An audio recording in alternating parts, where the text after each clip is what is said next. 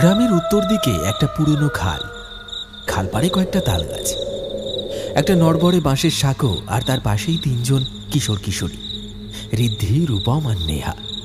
ওরা বসে গল্প করছে। স্কুল ছুটি হয়ে গেছে ঘণ্টাখানেক আগে। এখন সন্ধে নামছে, তাই আকাশে হালকা মেঘ, সঙ্গে হাওয়াও বইছে ঠান্ডা।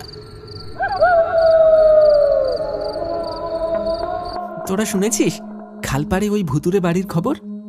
ওই খালের ধারের বাড়িটা, যেটা এখন ভেঙে পড়েছে আর কেউ থাকেও না? হ্যাঁ, সবাই নাকি বলে রাত 12টার পর ওই বাড়ির জানালায় একটা মেয়ে দাঁড়িয়ে থাকে, একদম সাদা কাপড়ে, চুল এলোমেলো। কোনো মানুষকে দেখতে পেলে তাকে ডাকে, আর যে যায় তাকে নাকি মেরে ফেলে। আমিও শুনেছি এই কথা। ওটা ছিল জমিদারের মেয়ের আত্মা। বিয়ের আগের রাতে গায়ে আগুন লাগিয়ে আত্মহত্যা করেছিল। গল্প তো কত শুনলাম, এবার যদি সাহস থাকে চল নিজেরাই গিয়ে দেখি ওই বাড়ির ভেতরে সত্যি ভূত আছে নাকি শুধু গাঁজা খুঁড়ি। সত্যি যাবি ওই বাড়িতে আজ রাতে? কেন, ভয় লাগছে নাকি? তোর আবার ভূতের ভয় বেশি। ভয় পাই না, কিন্তু ওই জায়গাটা ভালো না, গ্রামের সবাই বারণ করে। তাই তো বলছি, আজ তিনজনে যাব, গিয়ে দেখবো সত্যি ভূত আছে নাকি সবাই গাঁজা খুঁড়ি বলে বেড়ায়। ঋদ্ধি, রূপম আর নেহা তিনজনই ছোটবেলা থেকেই পাশাপাশি বাড়িতে বড় হয়েছে। এই গ্রামে তাদের নাম সবাই জানে, চঞ্চল, কৌতূহলী আর একটু বেপরোয়া। প্রতিদিন সন্ধেবেলা স্কুল শেষে তারা চলে আসে খালপাড়ে সাঁকোর ধারে এই মাচায়। সেখানে গল্পের ফাঁকে হাসি, খুনসুটি আর মাঝে মাঝে ভয়ঙ্কর ভূতের গল্প। আজও ঠিক তেমনই সন্ধ্যা, আকাশে হালকা মেঘ করেছে, বাতাসে এক অদ্ভুত ঠান্ডা গন্ধ। আশপাশটা একেবারে ফাঁকা, আর আজ বাকি বন্ধুরা কেউ আসেনি, একা বসেছিল তিনজনে।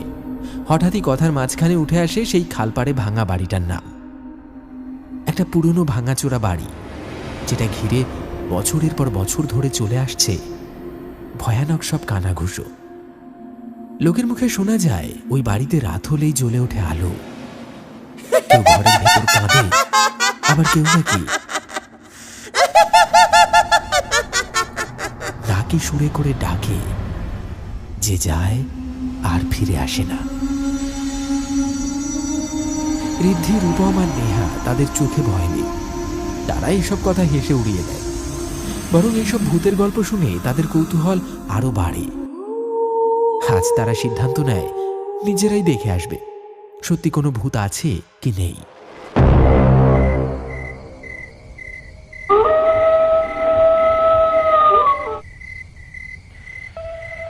তিনজনেই হাতে লাইট নিয়ে রওনা দিয়েছে সেই ধ্বংসপ্রায় বাড়ির দিকে। চারপাশ নিস্তব্ধ, ফাঁকা রাস্তা ধরে ধীরে ধীরে হেঁটে চলেছে তারা। রাস্তার পাশে বিশাল ঝোপঝাড় আর বাতাসের শোঁ শোঁ শব্দ, ঝিঁঝি পোকার একটানা ডাক আর মাঝে মাঝে কোলা ব্যাঙের চিৎকার। বাতাসে হঠাৎ করেই ঠান্ডা আর ভারী একটা অনুভূতি ছড়িয়ে পড়ে। রূপম হালকা কাঁপতে কাঁপতে বলে, এই রাস্তা দিয়ে তো দিনের বেলাতেও লোক হাঁটে না, আর আমরা যাচ্ছি এই অন্ধকারে। ভূত থাকলে তো ভালোই, সামনাসামনি দেখা যাবে। ভূতের গল্প শুনে শুনে আর কতকাল চলবে বল। নেহা কিছু বলে না, তার চোখে ভয়, কিন্তু পা থামে না। এক অজানা টানে সে এগিয়ে চলে সেই বাড়ির দিকে, যেখানে হয়তো সত্যি কেউ অপেক্ষা করে আছে, অপেক্ষা করে আছে শুধু ওদের জন্য।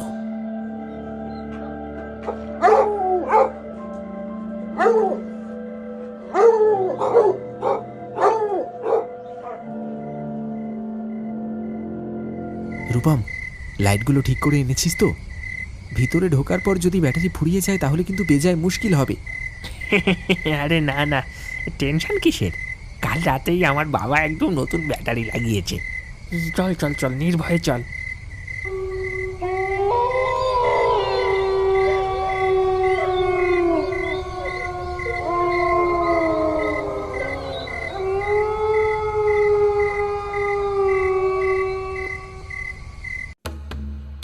ঋদ্ধি, রূপম, একটা কথা বলি শোনো। ভেতরে ঢোকার আগে আর একবার ভেবে দেখো, এই জায়গাটা ঠিক স্বাভাবিক নয়। আমি বলছি এখানে কিছু একটা গড়বড় আছে, আমাদের বিপদ হতে পারে। আরে এত ভয় পাচ্ছিস কেন? আমরা তিনজন একসাথে আছি না। আরে ভয় পাওয়ার কিছু নেই, চল চল। তারা তিনজন ধীরে ধীরে এগিয়ে এসে দাঁড়ালো সেই অভিশপ্ত ভুতুড়ে বাড়ির সামনে। ঘোর অন্ধকারে চারিদিক নিঝুম, নিস্তব্ধ। আশেপাশে কোনো জনমানবের চিহ্ন নেই, এমনকি ঝিঁঝি পোকার একটি ডাকও শোনা যাচ্ছে না। তিনজনের চোখে ভয় স্পষ্ট, কারো মুখে কোনো কথা নেই। তারা চারপাশটা ভালো করে তাকিয়ে দেখল সামনে দুটো তালগাছ মাথা উঁচু করে দাঁড়িয়ে আছে, যেন পাহারাদার। হাওয়ায় গাছের ডাল দুলছে ভয়ঙ্কর ভাবে। এক মুহূর্তে গা ছমছম করে উঠল তাদের। দূর থেকে ভেসে আসছে শিয়ালের ডাক।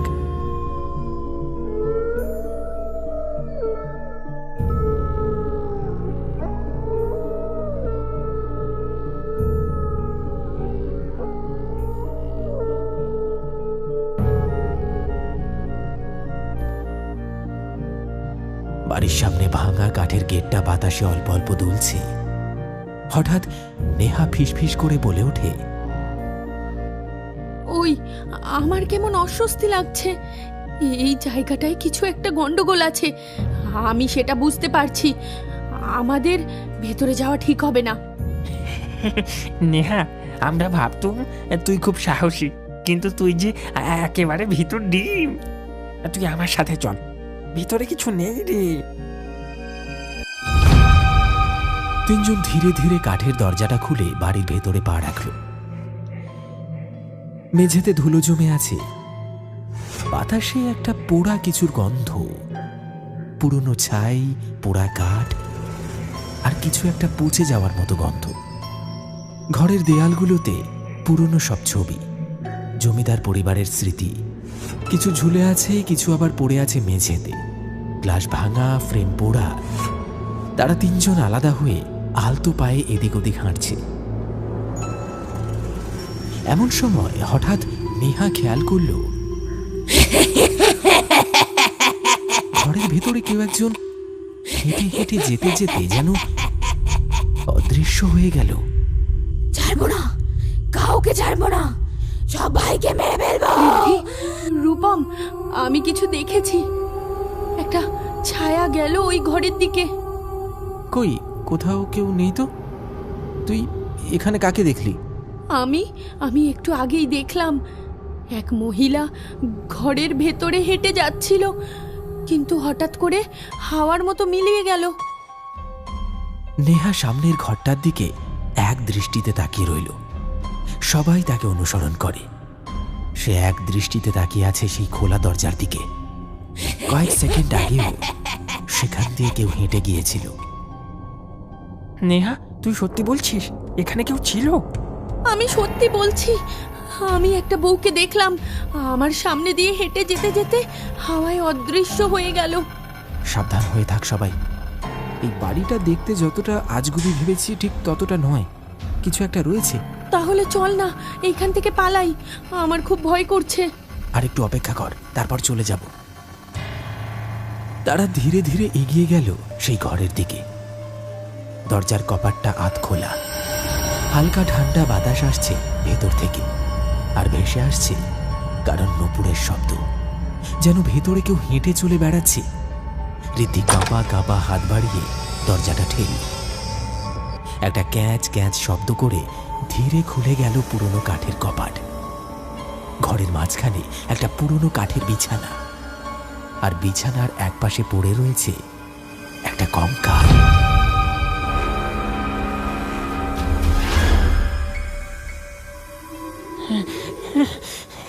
বিছানায় কেউ এক সময় পড়ে মরেছিল, আমি শিওর। না না, এটা খেলা না, এই বাড়িতে কিছু একটা আছে। ও চায় না আমরা এখানে থাকি। ও আবার জেগে উঠেছে, আমাদের কাউকে ছাড়বে না। তারা পালাতে যাবে, ঠিক তখনই ঘরের জানালার কাঁচে হঠাৎ দেখা গেল একটা মুখ। সাদা পোড়া দগদগে, চোখের জায়গায় কেবল কালো গর্ত, আর ঠোঁটে এক ফাঁকা বিকৃত হাসি।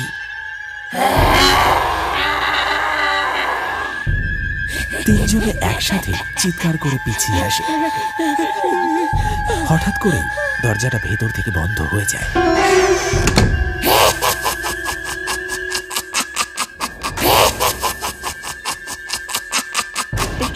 এটা কি হলো?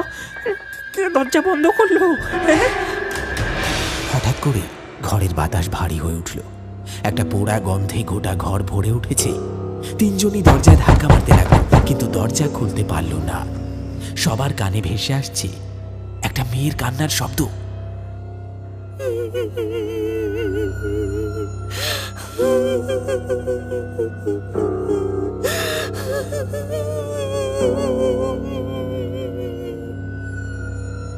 কে আছেন? দয়া করে আমাকে যেতে দিন। আমাদের ভুল হয়ে গেছে। আমরা আর কোনোদিন আসবো না। তোরা কেন এসেছিস আমার ঘরে? তোরা জানিস না আমি এই ঘরেই থাকি? তোরা আমাকে কেন বিরক্ত করতে এসেছিস? আমি তোদের কাউকে ছাড়বো না। আমরা এত কিছু জানতাম না। আমরা শুধু জানতে চেয়েছিলাম এই কথা সত্যি কিনা।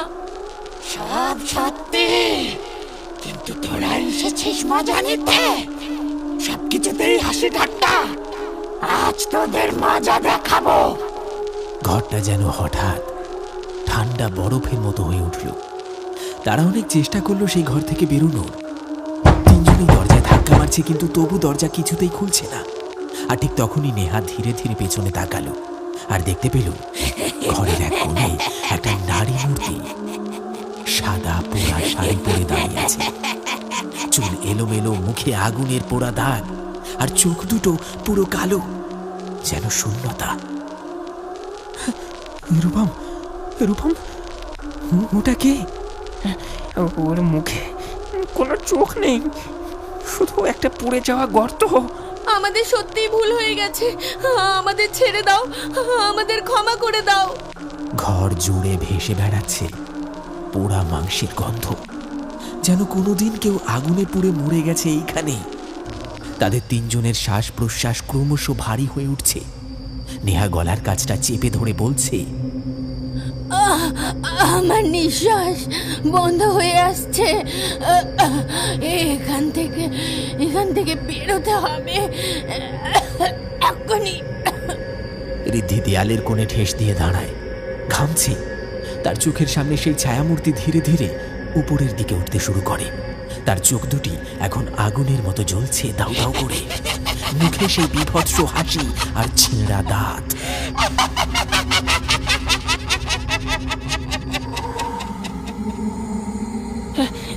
এই হাসি বন্ধ করো, বন্ধ করো এই হাসি, আমার মাথা ফেটে যাবে।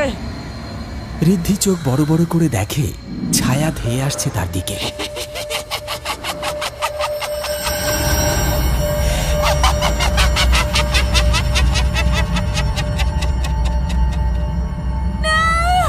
নেহা হঠাৎ করে আর্তনাদ করে মাটিতে পড়ে যায়। সেই ছায়া তাদের সামনে এক ঝোড়ো ঘূর্ণির মতো ছুটে আসে। তাদের চোখে নেমে আসে ঘন কালো অন্ধকার।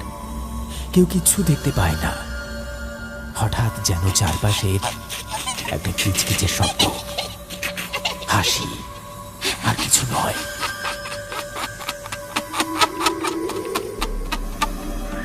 তিনজন মাটিতে ঢলে পড়ে।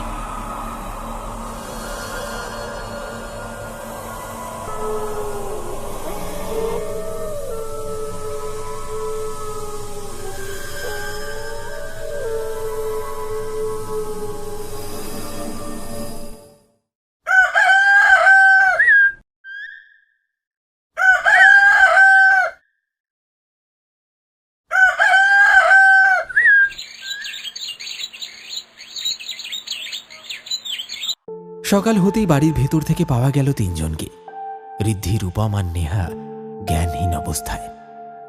গ্রামের লোকজন ধরাধরি করে তাদেরকে বাড়িতে নিয়ে আসে।